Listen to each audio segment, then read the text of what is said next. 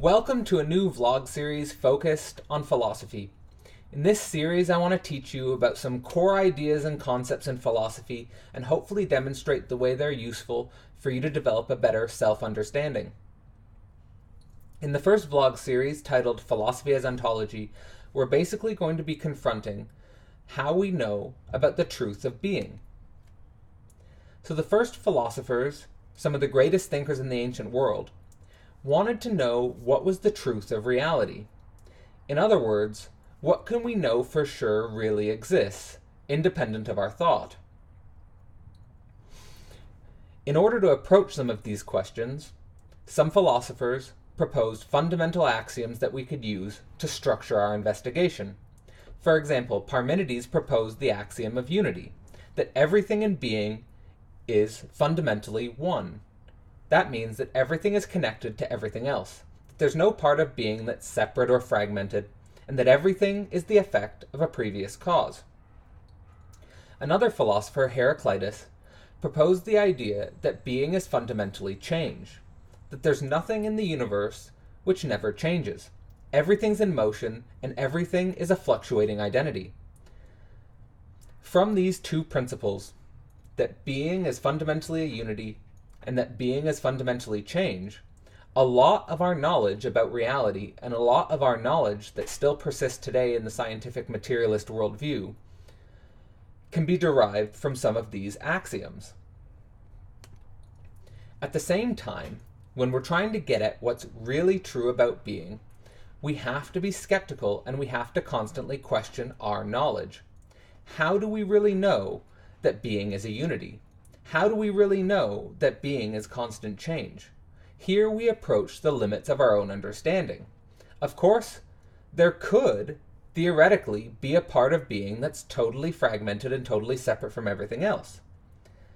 This idea emerges in the modern cosmological idea of the multiverse, for example. We haven't proven the multiverse, but if the multiverse is true, then technically being is a bunch of causally disconnected bubbles of phenomena, proving Parmenides' initial conjecture to be wrong.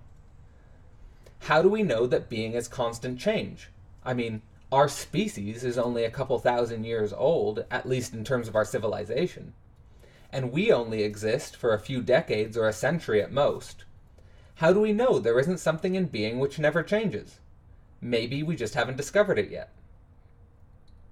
This forces us to confront the possibility that the way we interact with the world through our senses allows us to prefigure or preformulate certain illusions which seem true to us, but which don't reflect the truth of being in itself.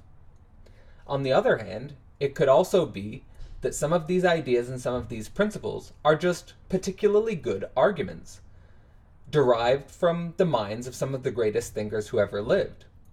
We could be just getting tricked by a good argument and not really understanding the truth of being in itself. Because of some of these problems, throughout the course of history, humans developed specific tools to help us get a better and a better approach about what is the truth of reality in itself.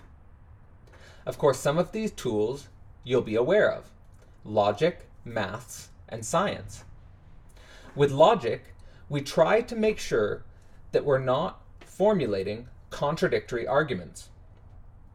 So, for example, with the idea that being is a unity, it would be a logical contradiction if we eventually did discover something which wasn't causally connected to something else. It would mean that there was a fragment or a hole or a separation in the universe.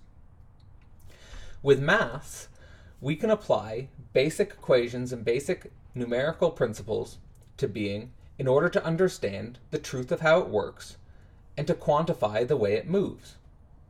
And with science, we can develop basic ways of collectively testing phenomena in nature to make sure that we're not just in a sense illusion or getting lost in our own ideas.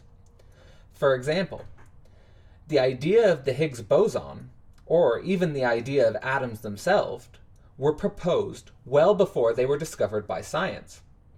In order to become a part of verifiable science, we have to make sure that our ideas correlate with being in itself.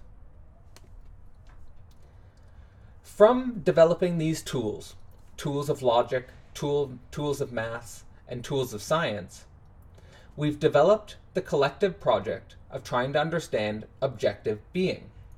You could think about this as a big search for reality.